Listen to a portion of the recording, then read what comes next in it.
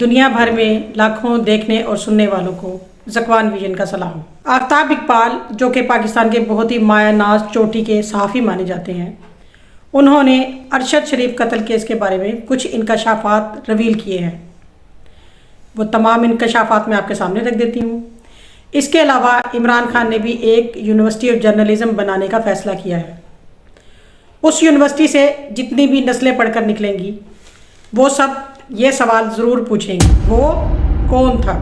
आफ्ताब इकबाल का कहना है कि अरशद शरीफ का कत्ल वेल प्लान्ड और रिहर्सल शुदा था, यानी कि पहले इसकी प्लानिंग की गई, फिर इसकी रिहर्सल की गई और उसके बाद इसको अप्लाई किया गया। आफ्ताब इकबाल का कहना है कि मेरा ध्यान उस डॉक्यूमेंट्री की तरफ जा रहा था। एक सीक्रेट डॉक्यूमेंट्री अरशद शरीफ बना रहे थे और जैसे ही इस डॉक्यूमेंट्री का 1 मिनट 46 सेकंड का पार्ट रिलीज़ होता है तो उनके साथ काम करने वाले 90% सहाफ़ियों को गिरफ्तार कर लिया जाता है।